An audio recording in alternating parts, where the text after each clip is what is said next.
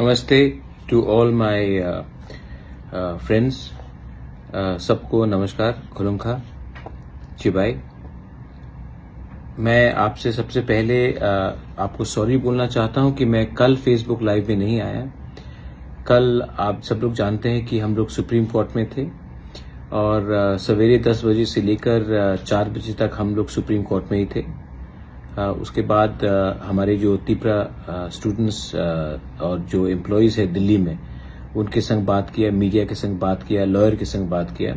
तो उसके बाद काफी थक चुका था, इसके लिए मुझे लगा कि कल रात मैं फेसबुक लाइव नहीं करके आ जाऊं और आप सबको अपडेट दूं कि हमारा क्या सिचुएशन है आज। सबसे पहले बहुत अच्छा खबर है, वेरी गुड न्यूज, कि सुप्रीम कोर्ट ने क्लियरली गवर्नमेंट ऑफ इंडिया को कहा है कि आप Tripura, Assam, basically north east को रेस्ट ऑफ इंडिया से अलग रखिए जब सिटीजनशिप अमेंडमेंट एक्ट का कानून को लागू करने के लिए आप कानून बना रहे हैं। क्योंकि त्रिपुरा का प्रॉब्लम इंडिया के दूसरे प्रॉब्लम से अलग है, आसाम का नॉर्थ ईस्ट का प्रॉब्लम रेस्ट ऑफ इंडिया से अलग है। इसी के लिए सुप्रीम कोर्ट ने क्लियरली डायरेक्ट किया है गवर्नमेंट ऑफ इंडिया को कि ये सेग्रीगेशन किया जाए। और सुप्रीम कोर्ट ने 31 अक्टूबर तक टाइम दिया है सबको राइटिंग में देने के लिए कि हम अपना रिटन सबमिशन दें। और मोस्ट लाइकली ये 3 जज बेंच में भी आ सकता है। और मुझे क्या अच्छा लगा कि सुप्रीम कोर्ट का चीफ जस्टिस खुद उन्होंने क्लियरली आइडेंटिफाई किया है कि त्रिपुरा, आसाम अलग और पूरा इंडिया अलग। मतलब कि नॉर्थ ईस्ट को अलग रखिए आप। नॉर्थ ईस्ट का प्रॉब्लम अलग है, नॉर्थ ईस्ट का चैलेंजेस अलग है। नॉर्थ ईस्ट में इंडिजिनस लोग बहुत रहते हैं और नॉर्थ ईस्ट में जमीन का हमें हमेशा खतरा रहता है। आप कभी भी नहीं देखेंगे कि कोई बांग्लादेश का व्यक्ति कहीं और जा रहा है, लेकिन आसाम, मेघालय, त्रिपुरा में वो लोग आते जाते रहते हैं। इसी के लिए सिटीजनशिप अमेंडमेंट एक्ट में सुप्रीम कोर्ट ने हमारा पॉइंट ऑफ व्यू लिया है कि आप इसको पूरे इंडिया के संग क्लब नहीं कर सकते हो। This is a welcome decision. 31 अक्टूबर में इसका फिर से हियरिंग होगा। जहां तक चीफ जस्टिस ने ऑरली बताया है, मोस्ट लाइकली 3 जज बेंच होगा। ये हमारा पॉइंट था सबसे पहले। It's a good victory. दूसरा पॉइंट है, मुझे बहुत क्वेरीज आ रहे हैं रिगार्डिंग 10,323। मैंने हमारे कपिल सिब्बल जी जो बहुत एमिनेंट लॉयर हैं उनसे बात किया है और उन्होंने ये केस को अपने संग लेने के लिए उन्होंने हाँ भी कह दिया है। अब हम इसका एप्लीकेशंस फाइल कर रहे हैं और मुझे लगता है कि अगले 8 से 10 दिन के अंदर, दैट मीन्स आज है 13 तारीख, तो 23-24 तक हम इसको फाइल करने के लिए तैयार हो जाएंगे। और हमारा पूरा आशा है कि ये मामला एडमिट होगा। और देखिए 10,323 टीचर्स में जो लोगों को नौकरी गया है, हमें सबको चांस देना चाहिए कि उनका भी जिंदगी वापस अपने पुराने लाइन में आ जाए। तो मैं इसमें पॉलिटिक्स नहीं करना चाहता हूं। मैं फिर से बोल रहा हूं 10,323 को आप इसको पॉलिटिक्स में मत लाइए। मुझे आपका वोट नहीं चाहिए। बहुत लोग ने मुझे फोन करके कहा है कि महाराज आप हमें सपोर्ट करेंगे तो हम आपको वोट देंगे। मुझे आपका वोट नहीं चाहिए। मैंने आपको एक कमिटमेंट दिया था और मेरा कमिटमेंट था कि मैं आपका मामला कोर्ट में ले जाऊंगा और कोर्ट को तय करने दीजिए। पैसा का खर्च मैं करूंगा, ना पॉलिटिकल गेन चाहिए। मुझे अपने दिल के अंदर कुछ शांति चाहिए कि मैंने कुछ वादा किया था, मैं वो वादा पूरा कर रहा हूं। और मुझे आशा है कि अगर हम बड़े बड़े लॉयर्स को, अच्छे लॉयर्स को अगर इसमें रखेंगे तो कुछ ना कुछ सोल्यूशन निकलेगा। त्रिपुरा में हमें नौकरी चाहिए, त्रिपुरा में इकोनॉमिक डेवलपमेंट चाहिए।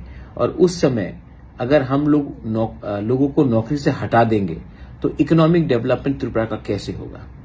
त्रिपुरा में अगर आप एम्प्लॉयड को अनएम्प्लॉयड बनाएंगे तो आप इकोनॉमिक प्रोग्रेस त्रिपुरा में कैसे ला सकते हैं। तो 10,323 में जहां में बहुत टीचर्स भी अपने गांव से हैं, रूरल एरिया से हैं, पहाड़ से हैं, उनका रिलीफ हमें उनको देना चाहिए। क्योंकि अगर टीचर्स ही अनएम्प्लॉयड हैं तो स्टूडेंट्स को कहां में शिक्षा मिलेगा? अगर गांव में स्टूडेंट्स ही अनएजुकेटेड है तो उसको नौकरी आने वाले दिन में कहां मिलेगा? तो एजुकेशन इज वेरी इंपॉर्टेंट और मुझे लगा कि इस विषय में पॉलिटिक्स से हटकर ये मामला को आगे लिया तो ये हमारे लिए अच्छा रहेगा। तीसरा पॉइंट, मैंने बहुत सोचा है कि आने वाले दिन में अपने this is for all my Tipra Motha workers, अपना ग्रेटर तिपरा लैंड का जो हमारा मूवमेंट है, तिपरा हा के लिए है, जो तिपरा सा का जो मूवमेंट है, सब लोग को लगता है कि ये मूवमेंट एक पार्टी का मूवमेंट है। हाँ, तिपरा मोथा इसको आगे ले जा रहा है आपके प्यार से, आपका समर्थन से, लेकिन जब तिपरा मोथा गवर्नमेंट ऑफ इंडिया से बात करने के लिए रेडी होगा तो मेरे दिल में आशा है कि ये नेगोशिएशन सिर्फ एक पॉलिटिकल पार्टी और गवर्नमेंट ऑफ इंडिया के बीच में ना हो।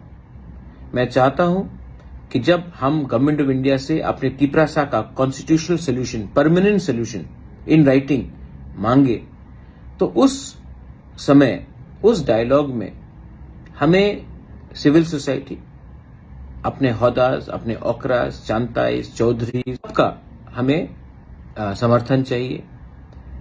दूसरे पॉलिटिकल पार्टीज, एनजीओज, उनका भी समर्थन चाहिए, क्योंकि मैं एक फुल एंड फाइनल सेटलमेंट करना चाहता हूं। मैं जानता नहीं हूं कि कितने दिन तक ये मैं कंटिन्यू करूं, लेकिन मैं अपने लोगों को कुछ कॉन्स्टिट्यूशनली प्रोटेक्ट करना चाहता हूं, अपना जमीन, अपना पॉलिटिकल राइट्स, अपना इकोनॉमिक राइट्स, अपना भविष्य।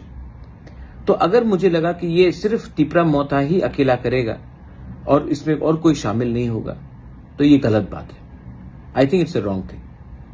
तो मैं सोच रहा हूं कि आने वाले दिन में एनजीओज को, डिफरेंट पॉलिटिकल पार्टीज को, कोई हो, आईपीएफटी हो, जनजाति मोर्चा हो, एमबीबीडब्ल्यूएस हो, मूवमेंट फॉर कॉकबोरोक हो, जॉइंट एक्शन कमेटी हो, इंजीनियर्स ग्रुप हो, टीएसएफ हो, जो भी हो, मैं अपने council of Tiprasa Hodas, Tipra chiefs, सबको मैं उनसे बात करके, उनको शामिल करके मैं गवर्नमेंट ऑफ इंडिया से एक नेगोशिएशन करना चाहता हूं।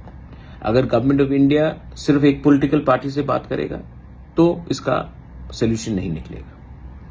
मैंने सोचा है, मैंने ऑब्जर्व भी किया है, टीएनवी अकॉर्ड साइन हुआ तो एटीटीएफ निकला, एटीटीएफ अकॉर्ड साइन हुआ तो एनएलएफटी निकला, उसके बाद आईपीएफटी ने कुछ अग्रीमेंट साइन किया विद गवर्नमेंट ऑफ इंडिया 2018 में, उसके बाद तिपरा मोथा निकला, आज तिपरा मोथा कुछ साइन करेगा, उसके बाद कोई और निकलेगा।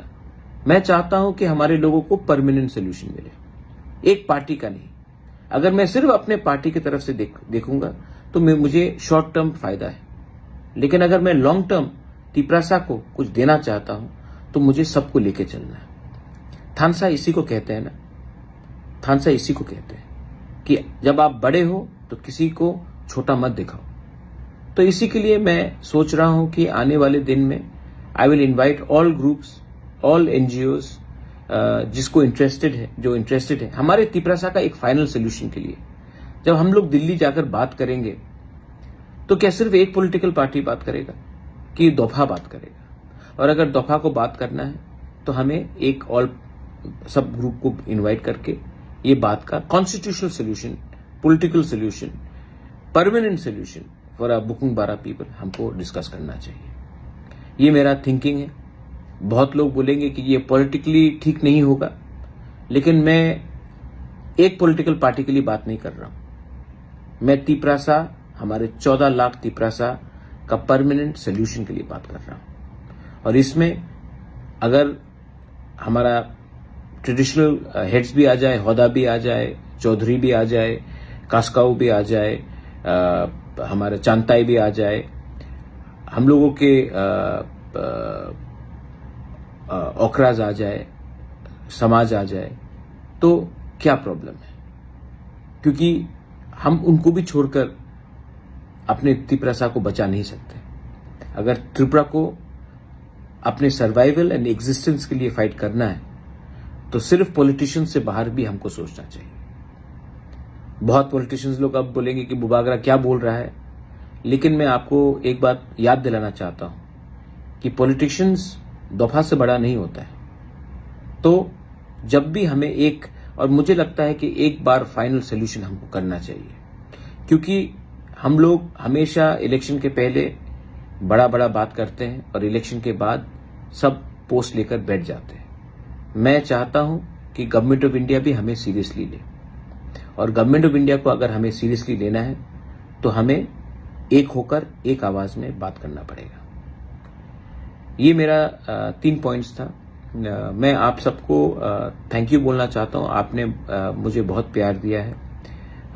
मैं आपके लिए फाइट कर रहा हूं फॉर यू, हेल्थ परमिटिंग। लेकिन मैं जानता हूं कि अगर तिपरासा नेशन को आगे बढ़ना है, then the youth need to be with me, the women need to be with me, the mothers need to be with me, and of course the entire society needs to be with me.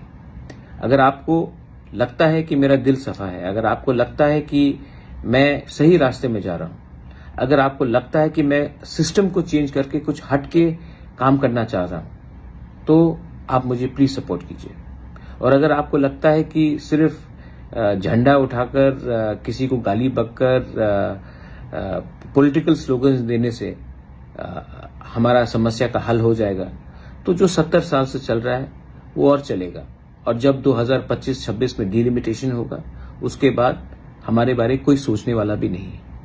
आज CA के लिए मैंने commitment दिया था, मैं fight कर रहा हूं। टीचर्स के लिए मैंने कमिटमेंट दिया था, मैंने फाइट कर रहा हूं। ग्रेटर त्रिपुरालैंड के लिए मैंने बात किया था, आज भी मैंने अपने ओरिजिनल पोजीशन से एक कदम भी मैं पीछे नहीं गया।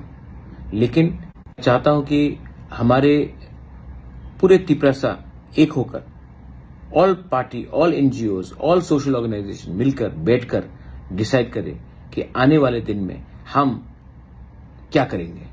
अगर हमें गवर्नमेंट ऑफ इंडिया को अपना पोजीशन दिखाना है तो एक आवाज में दिखाना चाहिए, या अलग अलग आवाज में एक ही बात बोलना चाहिए, क्योंकि हम लोग सब अग्री करते हैं। गणमुक्ति परिषद हो, आईपीएफटी हो, एमबीबीडब्ल्यूएस हो, तिपरा मोथा हो, कोई भी हो, अपने काउंसिल ऑफ तिपरासा हौदास हो, कोई भी हो, टीएसएफ हो, हम लोग सब अग्री करते हैं कि आज त्रिपुरा में तिपरासा के संग नाइंसाफी हुआ है। 70 साल में पूरा नॉर्थ ईस्ट अग्री करता है कि तिपरासा के संग गलत हुआ है। और अगर आज हमें परमानेंट सेटलमेंट चाहिए, permanent constitutional solution in writing चाहिए, तो हमें एक आवाज में गवर्नमेंट ऑफ इंडिया को भी बताना पड़ेगा कि आप हमें डिवाइड करके, अलग अलग करके हमारा सोल्यूशन नहीं निकाल सकते। एक संग, एक परिवार होकर हमसे बात कीजिए। मैं रेडी हूं, मैं सबसे मिलने के लिए तैयार हूं। आने वाले दिन में मैं ऑल पार्टी मीटिंग भी रखूंगा, ऑल एनजीओ मीट रखूंगा, सिविल सोसाइटी का मीट रखूंगा, and I would like to bring a single voice to the solution, permanent constitutional solution for the Tiprasa people. ये मेरा पोजीशन है। बेलाई बेलाई नो हम बाय, thank you, God bless you. Tipra Motha आइक लॉकथोंग, तिपरासा दफा आइक लॉकथोंग, तिपरा आइक लॉकथोंग।